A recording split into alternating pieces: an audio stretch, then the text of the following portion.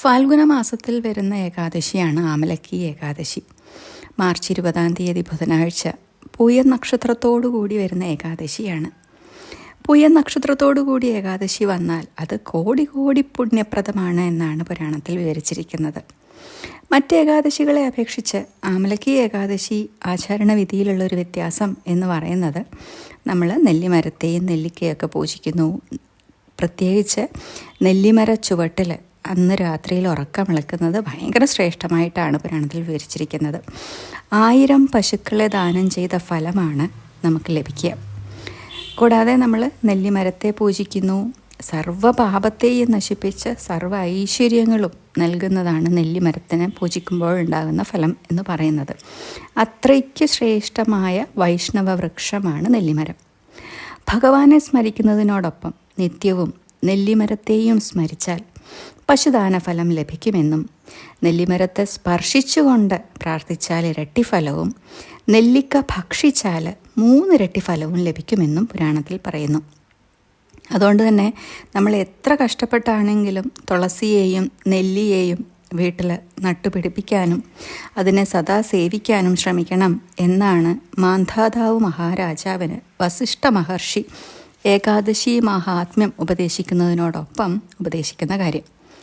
നമ്മുടെ സർവ്വ പാപങ്ങളെയും നശിപ്പിക്കുന്ന നെല്ലിമരത്തിൻ്റെ കടയ്ക്കൽ വിഷ്ണു ഭഗവാനും തലയ്ക്കൽ ബ്രഹ്മാവും തടിയിൽ രുദ്രനും ശാഖകളിൽ മുനിമാരും ഉപശാഖകളിൽ ദേവന്മാരും ഇലകളിൽ വസുക്കളും പൂക്കളിൽ മരുത്തുക്കളും കായ്കളിൽ പ്രജാപതിമാരും വസിക്കുന്നു എന്നാണ്.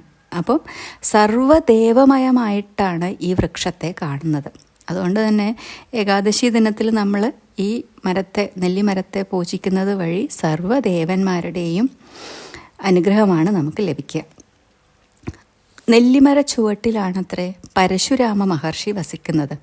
അതുകൊണ്ട് തന്നെ ജമദഗ്നിപുത്രനായ മഹർഷിയെയും അന്നേ ദിനം അർഘ്യം നൽകി നെല്ലിമരത്തോടൊപ്പം പൂജിക്കണമെന്നുകൂടി മഹർഷി പറയുന്നുണ്ട്.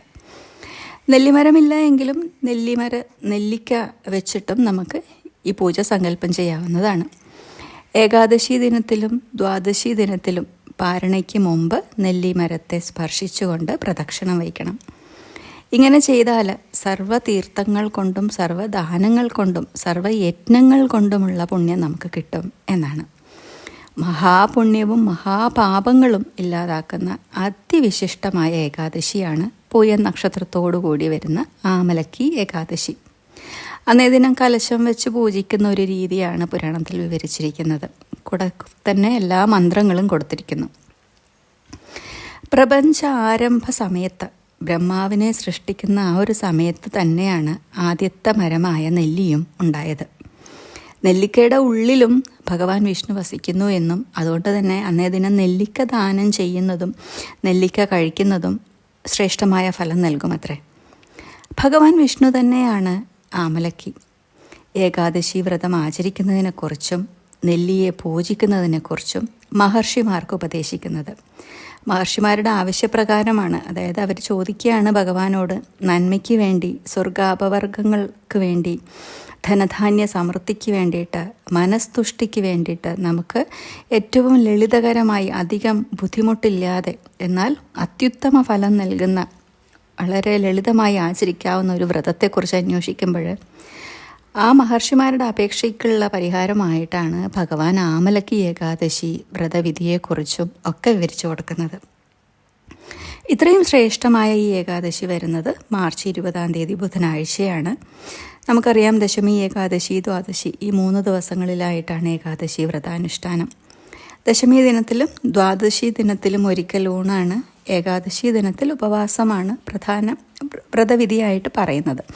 എന്നാൽ അവരവരുടെ ആരോഗ്യസ്ഥിതി അനുസരിച്ച് മാത്രം വ്രതം ഉപവാസമായിട്ടോ അല്ലെങ്കിൽ വെള്ളം മാത്രം കുടിച്ചോ, പഴങ്ങൾ ഭക്ഷിച്ചോ, പഴച്ചാറുകൾ കുടിച്ചോ, അല്ലെങ്കിൽ ഇളനീര് കുടിച്ചോ, പച്ചക്കറികൾ ഭക്ഷിച്ചോ ഒക്കെ വ്രതം അനുഷ്ഠിക്കാറുണ്ട്.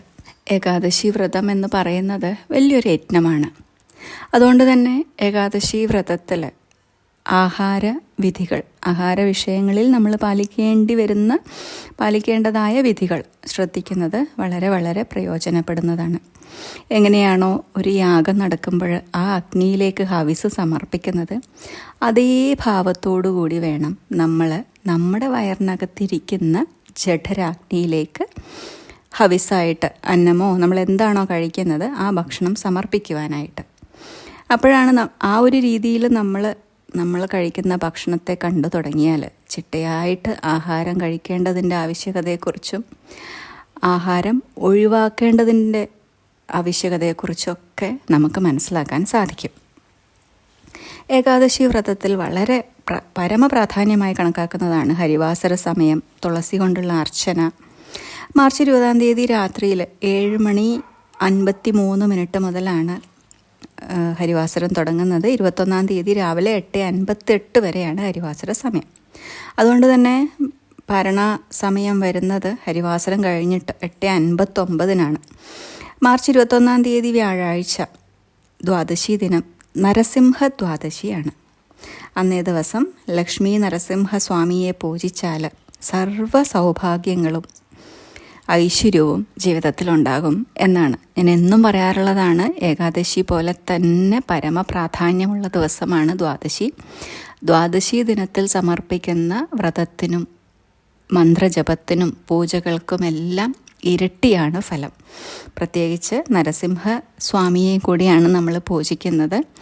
സർവ്വ ഐശ്വര്യങ്ങളും ഉണ്ടാവാനായിട്ട് എല്ലാവർക്കും സാധിക്കട്ടെ എന്ന പ്രാർത്ഥനയോടുകൂടി നന്ദി, നമസ്കാരം.